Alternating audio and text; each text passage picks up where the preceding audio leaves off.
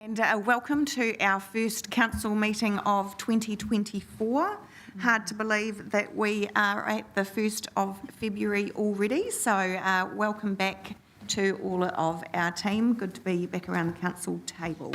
If we could all please stand for our opening karakia.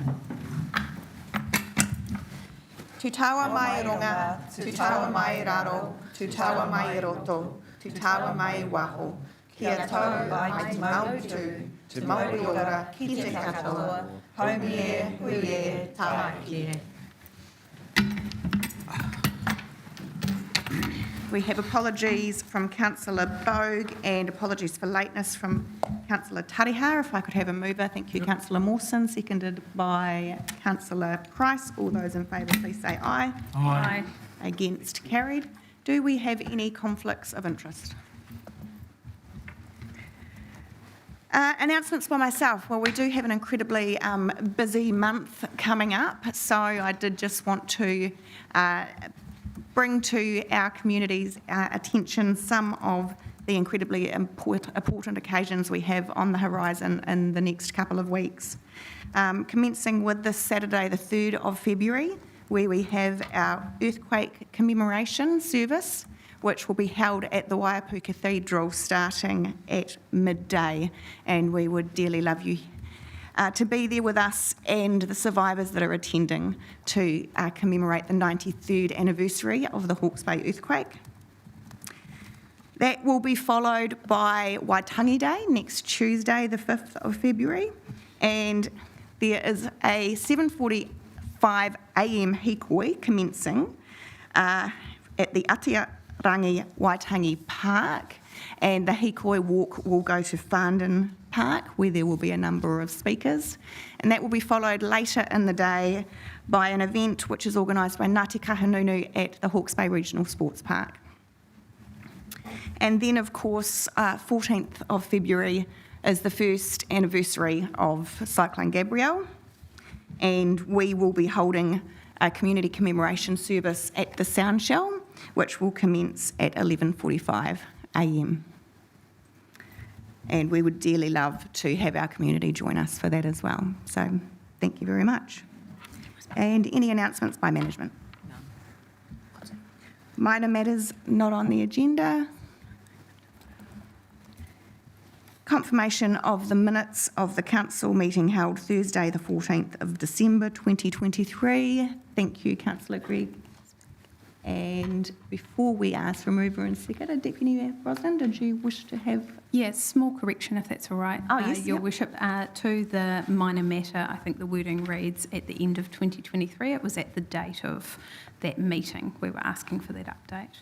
So just a small correction there to the date. Thank you. Okay, thank you.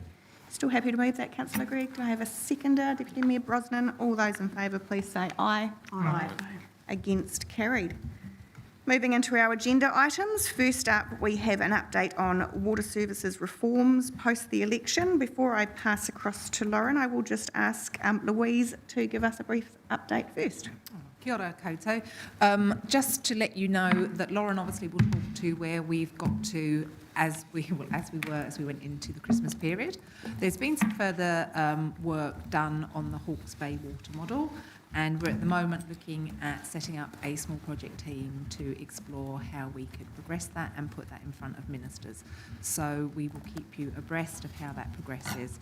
At this stage, the water legislation is waiting the repeal, and so we're continuing as normal. We have also heard last week that the NTU will be disestablished to end in March.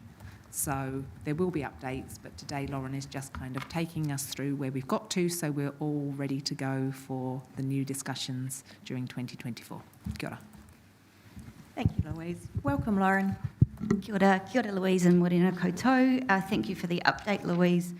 Today is an opportunity to just give you an update around the state of play. I'm really mindful that if you're not knees deep in the various stages and phases of the reform, it can be quite difficult to keep up with. So the report on your agenda, section 1.2, which contains the background summary, is really just a potted history of how we got to the point that we're at now. Section 1.3 discusses the replacement model now being pursued by the new coalition government. And I just wanted to touch on what that consists of. So the first step is to unwind where we've got to with the 10-entity model and all that came with it. So that includes settings around which staff were going to transfer to what was going to become entity F, which assets would stay and which would go, and the obligation for council to cooperate with the National Transition Unit. And as Louise has already mentioned, we've just had news that the National Transition Unit will be dissolved by the end of May this year. The repeal process, which involves a piece of legislation to the House, is expected to have been completed by the end of March, and that will likely happen under urgency. So there won't be a select committee process as we had while we were forming the building blocks of what we're now repealing.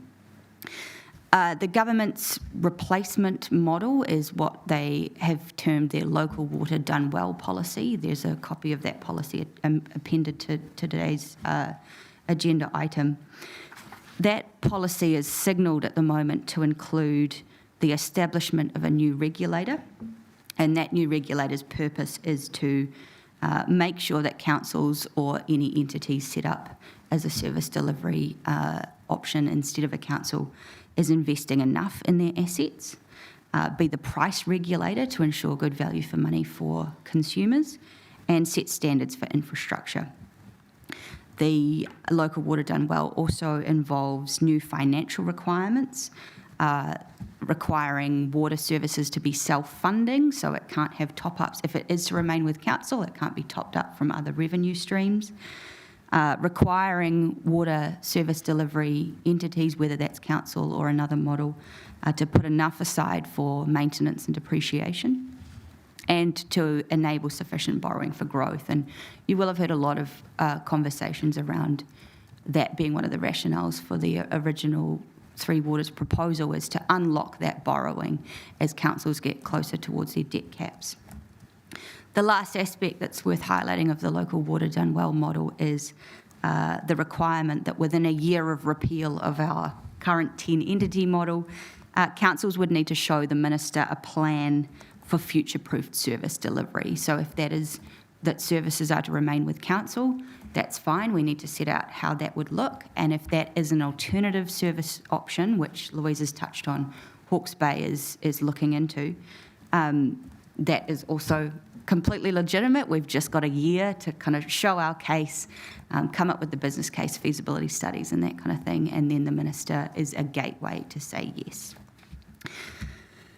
In terms of funding, I know that was a question at our last update about the waters reforms. Council received a transition support budget funded entirely from the Department of Internal Affairs. We still have that money. It was almost $1 million in totem. There's actually been no indication yet of what will happen to that money formally. It's still with us. We still have the option to spend it, although, as you can imagine, activity has really slowed down. A good bet would be that the new government will require that money that's sitting with councils to be put towards developing those new models or developing that case for the minister. So at the moment it's sitting with us. We've still got funding available. And finally, as Louise has touched on, Hawke's Bay councils have taken the opportunity to revisit where we got to in 2019-2020, a review which culminated in the recommendation for a council-controlled organisation.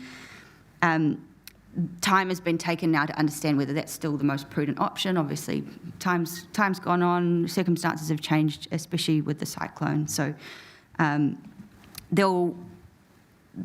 there's a few aspects where we could benefit from central government support. So the current formulation of a council-controlled organisation under the Local Government Act wouldn't allow for sufficient balance sheet separation to unlock the borrowing that would be required. So it's basically we need the central government to come to the party and give us a few changes, and then we could go ahead with that. So we look forward to providing more updates once those conversations are a bit further forward. But yeah, today was an opportunity to just let you know that that's where we're at. put it on the record for posterity, and I welcome any questions. Thank you very much, Lauren. Just checking with regards to the Local Water Done Well National Party document.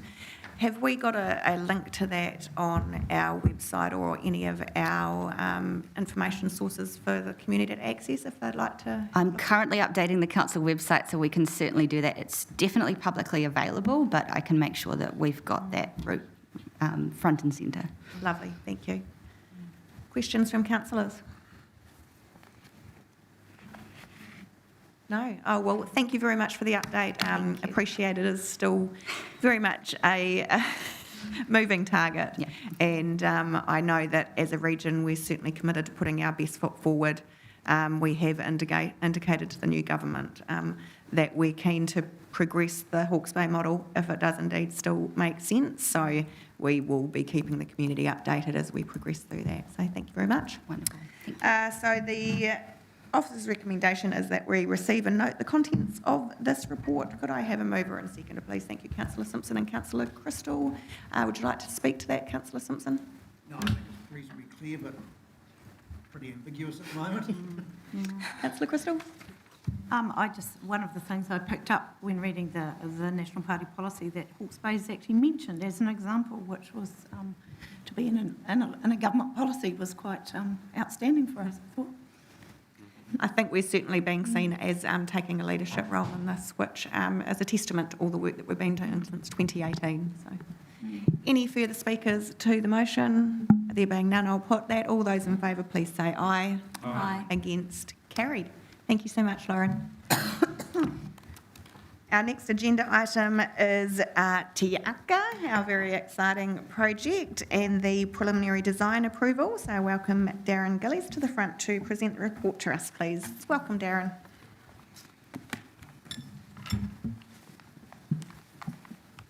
Morena, councillors. Thanks for having me this morning. It's to give you an update and to seek approval for the preliminary design of Te Aka, which for our community is our library space on the corner of Station Street and Hastings, as well as our council chambers and the public realm that goes around directly to that building. Essentially, the prelim design was adding more detail to what we've already done. So my kind of pithy analogy is when you've got a camera and you're focusing in on something, you're just tweaking the lens a little bit more so you get that little bit more detail, that little additional granularity of what's happening. So we've got more information around the structural elements of the building to making sure that this mass timber building can stand up and be done correctly. We're looking in more detail around our Green Star 5 solution, making sure that we're running the modelling that will survive at a 50 or an 80-year event. So the rain on Sunday is a good example. Do we have the right kind of downpipes to be able to handle that kind of event, which is happening far more frequently than before? So that's what we're starting to see within prelim design. Once that's done, we then, as hopefully as of today, we go into develop design, and that's when we start looking at things like fixtures and fittings. We start to look at frozen layouts on plans on the floor. So we start to see the details of furniture, how the shelving will come together, where certain elements of the collection will be, and just how people will interact. Alongside that, we'll also start to do a bit more around what is the market doing around the construction area, so to make sure that we are getting the right deal for us. We've started to do some market sounding with local and national contractors around delivering the lead contract for this work, and it's a hungry market at the moment. It is certainly a lot more competitive than it was a couple of years ago, and building works of this scale will definitely attract local and national interest. It will be a very competitive tendering process, and I'm looking forward to us going out into that procurement stage probably around June, July of this year, once we get through most of developed design, particularly around the more complex things like our facade and our mass timber elements. Those supply chains are probably the most challenging to make sure that we don't lose any time. And time is the biggest cost factor to this project so far. No material change to costing so far. We're still waiting for our QS to give a detailed analysis on our prelim design. If there is any change or uplift, we would come back to you to to go through that, but we go through a value engineering process first. Any likelihood of uplift would be around material change costs. So has there been anything around mass timber? Is there anything around our facade that might see a change in cost? Because essentially, structurally, it's the same design that you saw at concept. There isn't any fundamental shift.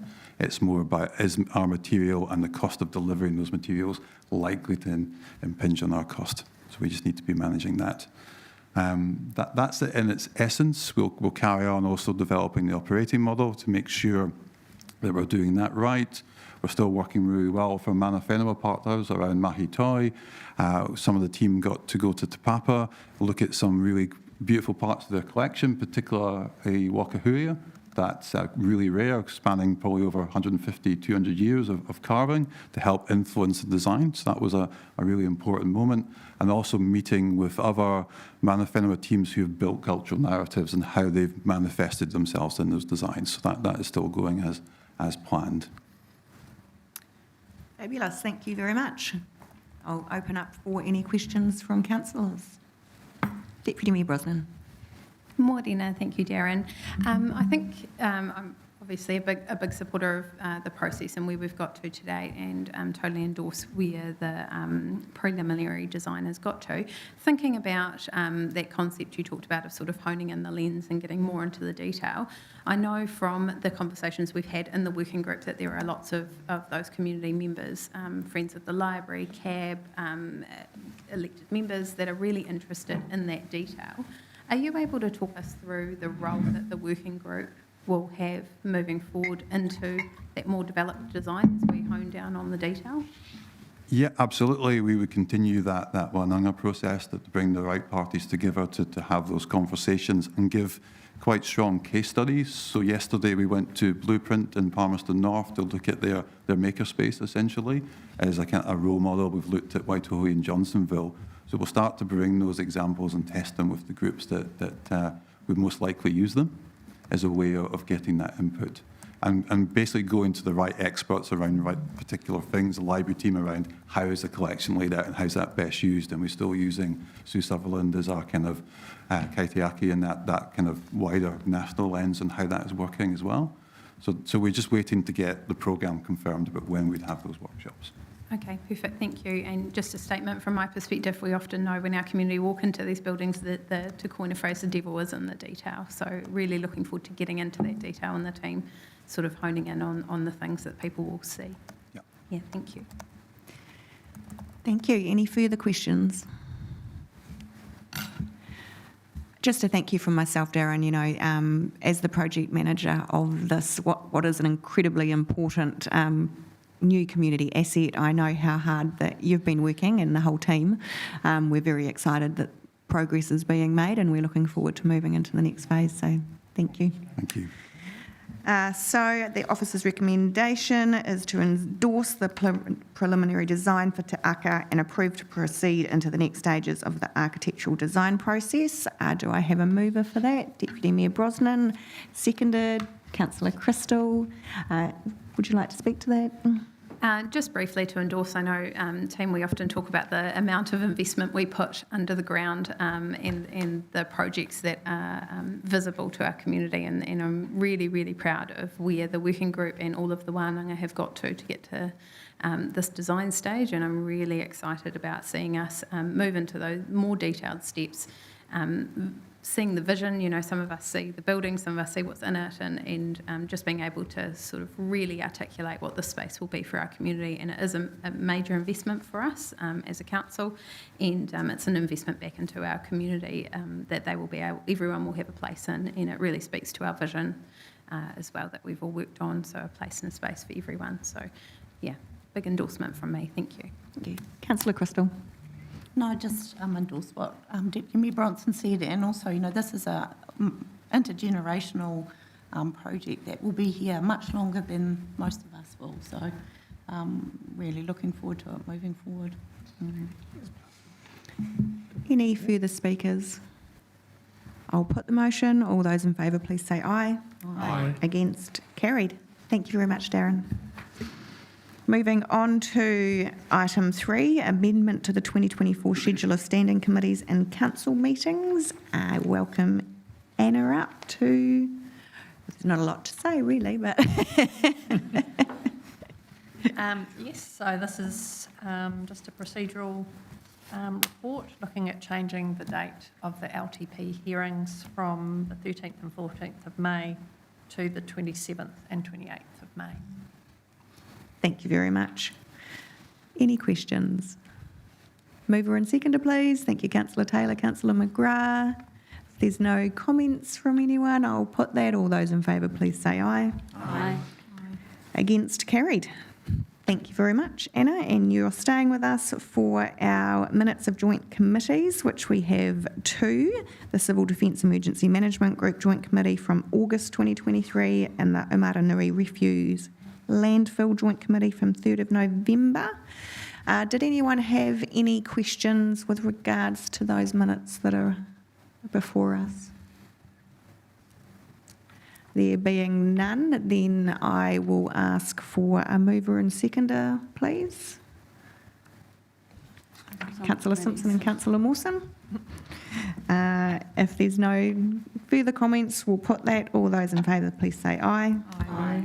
Against, carried. Thank you. Thank you, Anna. So we're now moving into the reports and recommendations from the standing committees, of which we just have the Audit and Risk Committee. I will move through them. If you have any questions relating to any specifically, if you could just please ask me to pause. So the reports that we had at our last Audit and Risk Committee meeting held on the 13th of December was the Health and Safety Report for the quarter September to November 2023, the Asset Management Roadmap Progress, Sensitive Expenditure Mayor and Chief Executive, Internal Audit Recommendations Progress Report, the Annual Tax Update for the year to 30 June 2023, and PAYE WHT Compliance Evaluation. I am happy to move from the chair, there being no questions, seconded by Councillor Crown. And any further comments? Nothing from myself? No. So I will put the motion. All those in favour, please say aye. Aye. Against, carried. And then on to our final agenda item in the open part of our meeting is the reports under delegated authority and tenders let, of which we have 3 tenders that were let for the period 13th of November 2023 to 19th January 2024, being the Gleeson Park Playground Civic Works, the West Quay Road reconstruction and the Awatoto silt remediation. Were there any questions of council officers with regards to these? No, could I have a mover and seconder, please? Thank you, Councillor Taylor, Councillor Gregg. If there's no further comments, I'll put that. All those in favour, please say aye. Aye. Against? Carried. And so we now have the recommendation to exclude the public. If I could have a mover and seconder for that, please. Councillor Mawson, Councillor Crystal, thank you. All those in favour, please say aye. Aye. Against, carried. We'll just have a very brief 2-minute break and then move into our public excluded portion of the meeting. Thank you very much.